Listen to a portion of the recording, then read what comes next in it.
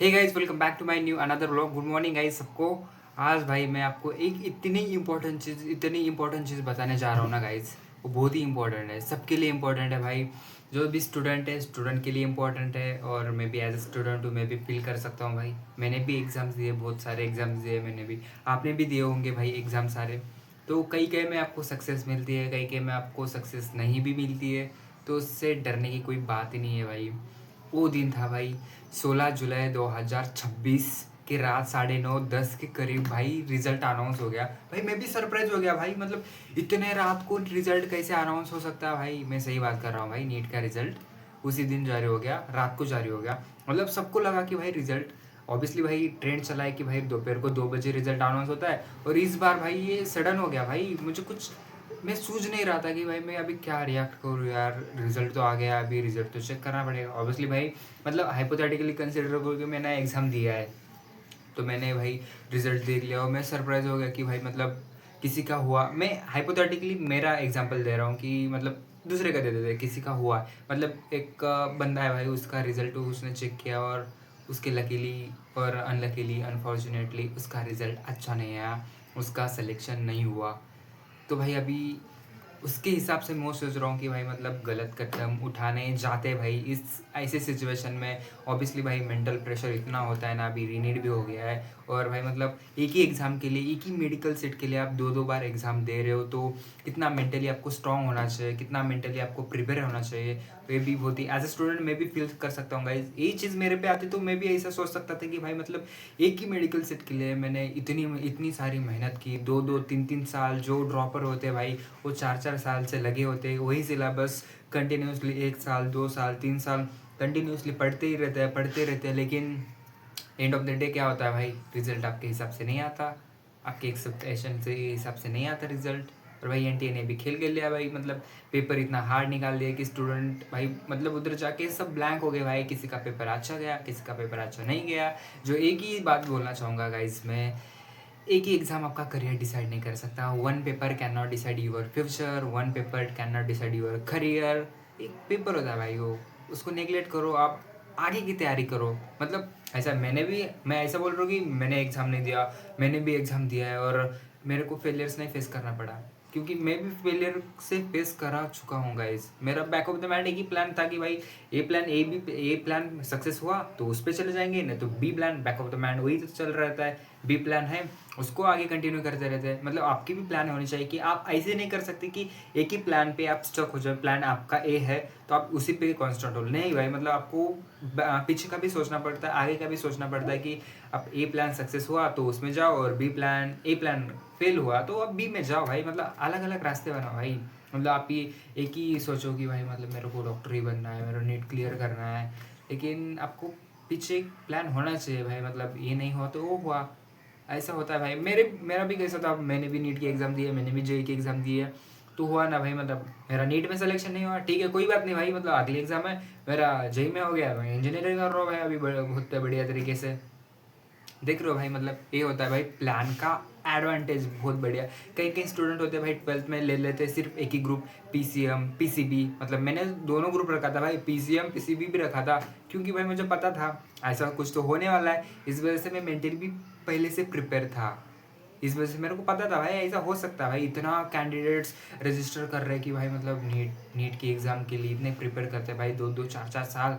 भाई ड्रॉप, मैं सोच रहा हूँ कि ड्रॉपर क्या कर रहे होंगे, उन पे क्या बीत रही होगी भाई। मतलब वो इतने सालों से वही कंटिन्यूसली सिलेबस पढ़ते जा रहे, तब भी सिलेक्शन नहीं होता।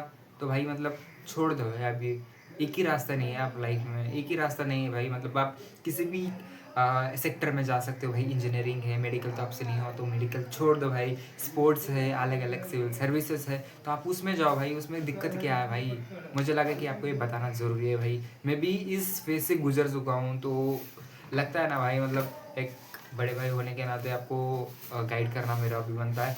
तो इस वजह से मैं डेटा चेक कर रहा था कि भाई मतलब कितने स्टूडेंट अपीयर हुए, वो अभी मैं चेक कर लेता हूँ। लेकिन मुझे तो नहीं लगता भाई मतलब ऐसा ऐसा हुआ होगा। लेकिन वो बैक ऑफ द माइंड एक ही चलते रहते कि भाई मतलब मेरा सिलेक्शन नहीं होता। वो मेंटल थोड़ा सा होता है ना भाई, मतलब मेंटल इशू हो जाता है सबको कि भाई सिलेक्शन नहीं हुआ, और मेरे फ्रेंड का सिलेक्शन हो गया। और भाई इंडियन पेरेंट्स का एक ही दिक्कत है भाई, मतलब क्या, उस लड़के का हुआ, उस डिमकाना फलाना डिमकाने लड़के का सिलेक्शन हो गया, तेरा सिलेक्शन नहीं हुआ। एक ही कोचिंग में से पढ़े थे आप लोग, लेकिन क्यों भाई? मतलब ऐसे में पेरेंट्स से एक ही गुजारिश करना चाहता हूँ कि भाई आपके बच्चे से कंपेयर मत करो। आपका बच्चा, उसकी लाइफ का रोल उससे बढ़िया तरीके से कोई भी रोल प्ले नहीं कर सकता।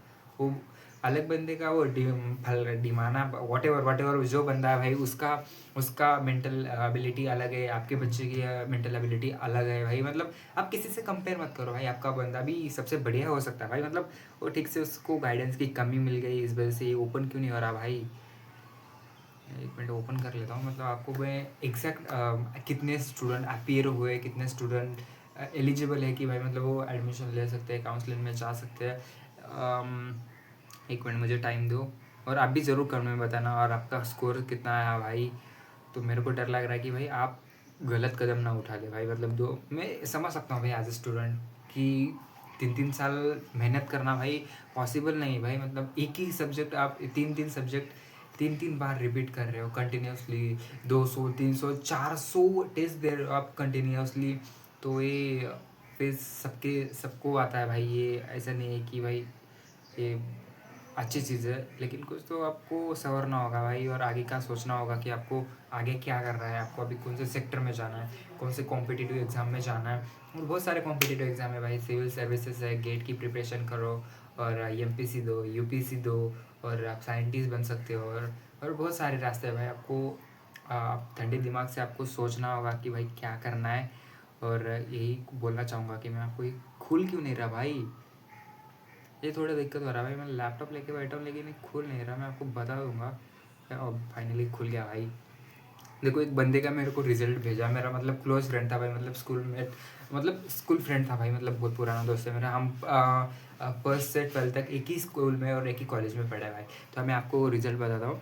मतलब कट ऑफ क्या जा रहा है भाई, cut off percentage mark of registration category wise भाई वरी कर रहा है। 50% आपको 700 में से कितना आ रहा है भाई, 213 भी आ रहा होगा, तो आपको 50% मार्क हो जा रहे हैं। और ये जान दो भाई परसेंटेज, और आपकी कैंडिडेट्स कितने अपियर उसमें 9,96,935 स्टूडेंट एलिजिबल है भाई EWS को। और OBC में कितना है भाई, 81,111 स्टूडेंट्स। और भाई और 40% के साथ SC कैटेगरी में भाई 29,947। और ST कैटेगरी में 40% पे 212 और 217 मार्क में कितने रैंक बन रही है भाई? मतलब स्टूडेंट एलिजिबल हुए 12,04,35। मैं आपको बताऊंगा गाइस इतने स्टूडेंट अपियर हुए भाई।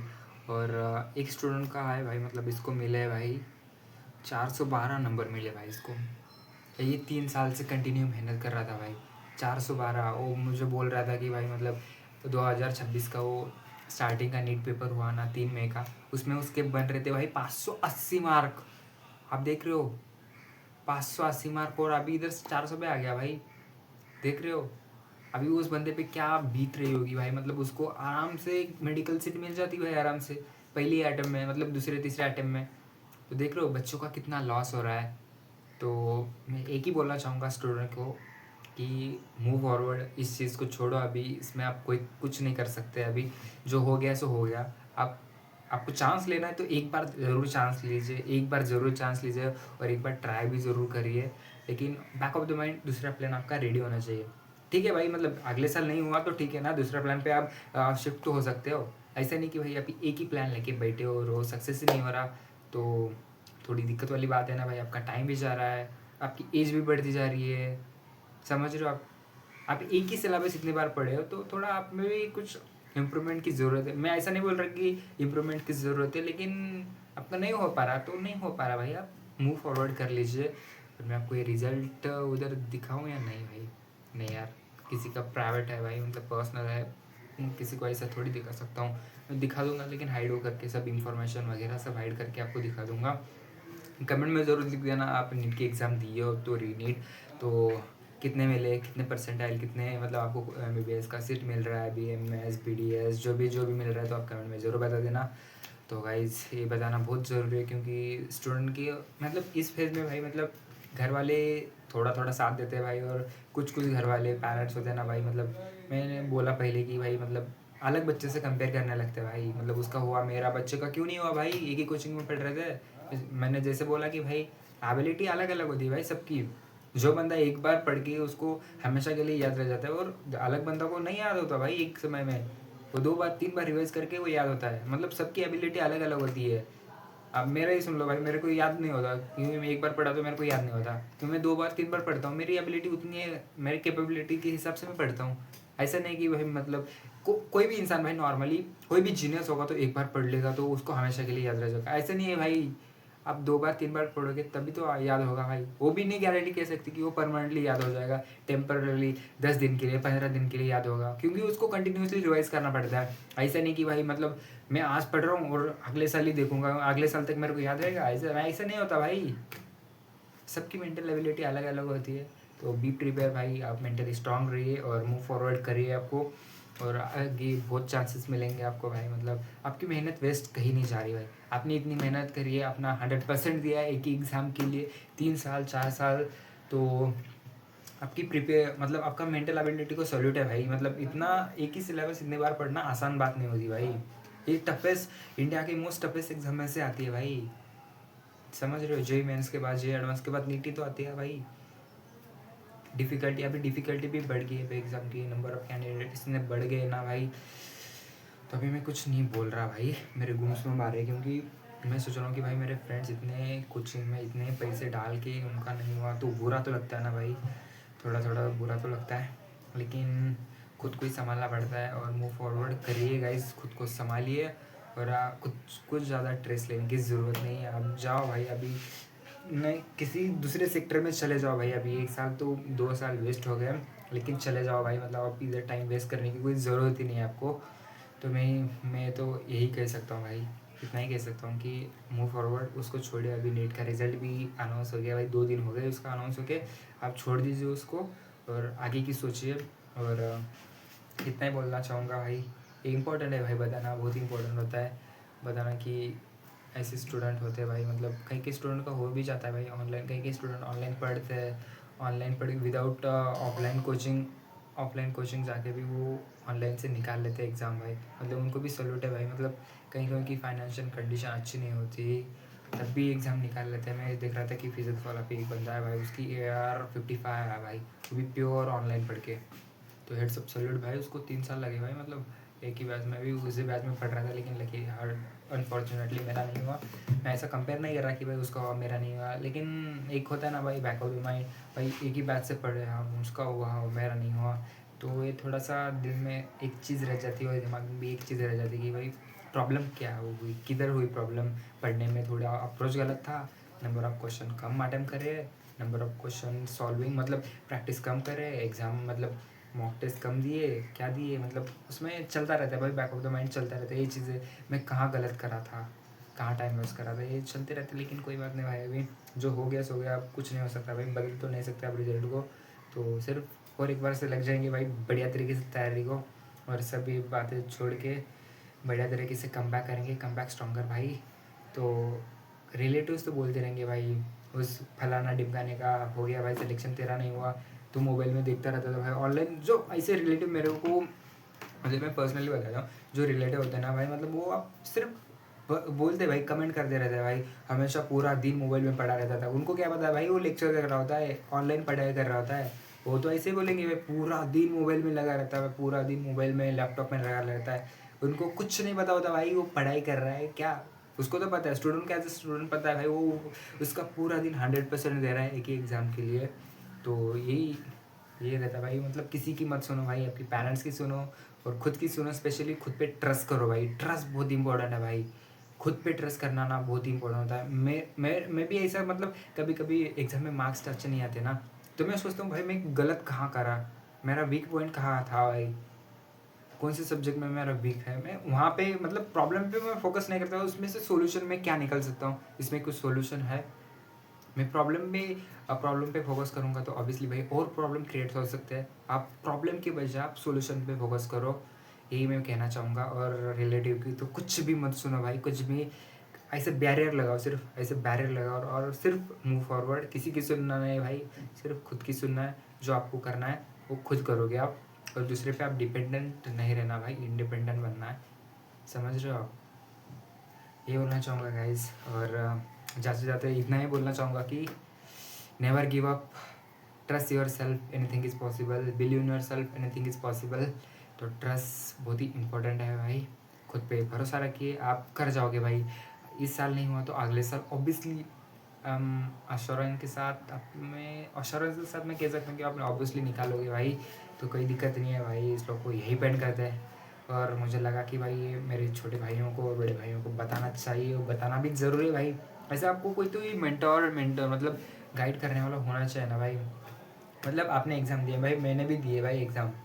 तो ऐसे नहीं कि मैं मतलब इस साल नहीं दिया था मैं, मतलब हाइपोथेटिकली मैं बता रहा हूँ कि भाई मैं मतलब पिछले साल दिया था भाई मैं।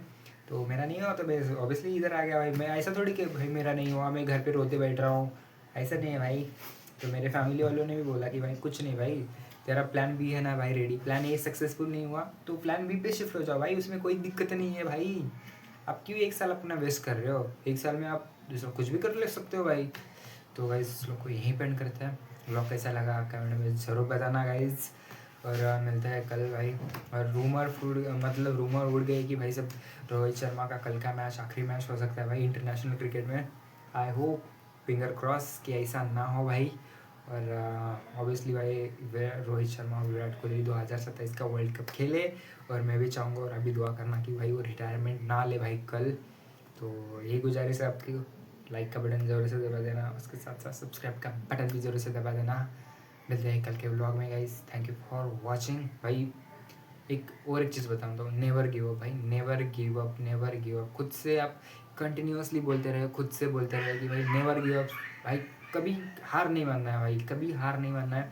खुद को अब रिजल्ट आ गया भाई, खुद को टाइम दो, अभी 1 घंटा 2 घंटा खुद से बात करो। मेरी दिक्कत कहाँ थी भाई, प्रॉब्लम क्या हुई थी, मतलब मेरा क्यों नहीं हुआ। आप वीक पॉइंट ढूंढो, उस पर काम करना लग जाओ, काम करने में लग जाओ, तो आपको कोई नहीं रोक सकता। मिलते हैं कल के व्लॉग में guys. Thank you for watching. और लाइक कर देना भाई, इतना मेहनत कर रहा हूँ भाई मैं भी, और गला भी सूख गया गाइस यार। ओ भाई, थैंक यू फॉर वॉचिंग। मिलते हैं कल के व्लॉग में। Thank you.